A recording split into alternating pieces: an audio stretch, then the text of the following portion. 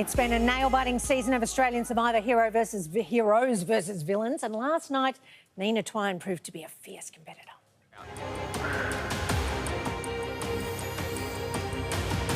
Sean grimacing in pain. But that is it. Sean drops and Nina wins her first individual immunity. Wow. First individual immunity win. How does that feel? It feels amazing. I was definitely nervous about this one, but the fact that I was able to keep cool, calm, and collected really helped. Nina joins us now live in the studio. I can't believe you're here. How deep did you have to dig to do that? So deep. I mean, honestly, I was shaking. As you can see, everybody was shaking. But once I found a random, comfortable position, I was like, I think I have this.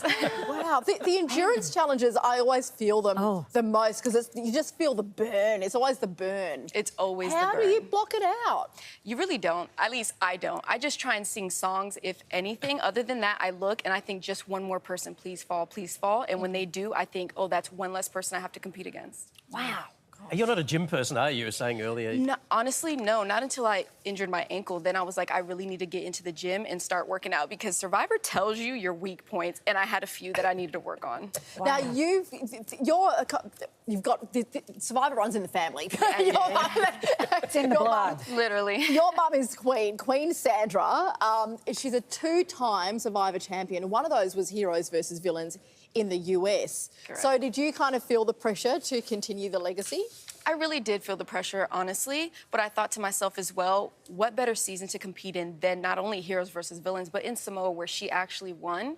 And I thought to myself, I am always Sandra's daughter, but I want to be Nina, and what better way to do that than to show what I can do in the same place that she won. She can be Nina's mother. Yeah, exactly. You appeared on Australian Survivor Blood versus Water, and you voted your mother off the show.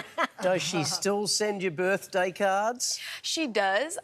She takes digs every now and then, which is always fun. But I'm like, look, I've moved out now. I have my own place, so say what you want. I'm going to still sleep in my own bed. You can't kick me out. Was it a hard thing to do, though? It was a hard thing. However, being that Survivor is in my blood, I've watched and heard everything that she has had to say, along with so many other players. And it's not personal for us. So I was like, look, you might be mad at me, but I'm doing this because I built these relationships. Is that like the ultimate Survivor move, to vote your own mother out? I think so. Well, no one would expect it. Only one other person has done it, and it's not easy, but it just needs to be done, and that's how the game goes. Yeah. It needs to be done. Happy International Women's Day, Mum. Yeah, right, thank you.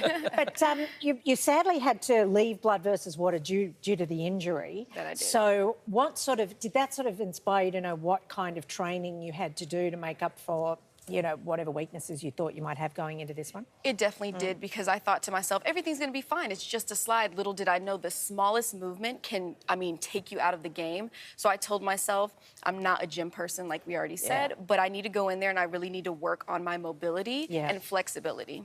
All right, we've got some Survivor super fans who've written in some questions. Are you happy to answer some questions Absolutely. from them? All right, let's take the first one from Pauline. Pauline writes, congratulations on winning individual immunity. How did it feel to win? And what was Queen Sandra's reaction given she never won it herself? It was really amazing to win because nobody really expected me to win that, and neither did myself.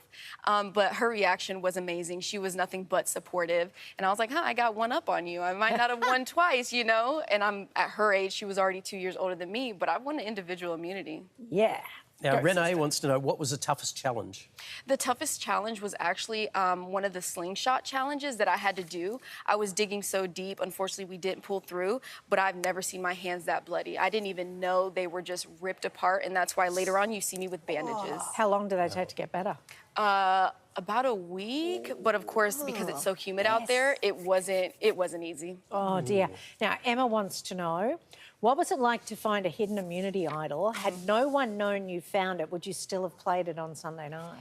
Yeah, it was amazing to find it because, like everyone says, it's really difficult. But the second you see it, you're just like, oh my God, has it been here the whole time? And that's why you see my genuine reaction that I don't really like to watch because I look like a child, but I was just that happy. I'm just like, what do I do? You've just opened your presents from Santa. Yeah. Exactly. And in hindsight, of course, I would have loved to play it for Sam. But if nobody had known, I don't know what I would have done because it's always the circumstances. When you get to tribal, when you hear people's answers and the questions that are asked, then you know this is what I want to do and if it feels right in the moment. So would I have played it? I don't know. I would have to be right then and there and decide. Gosh, there's so much riding on your own thoughts that you can't share with anyone. Kyle wants to know, Nina, what did you learn from your first season of Survivor that you're bringing into this season?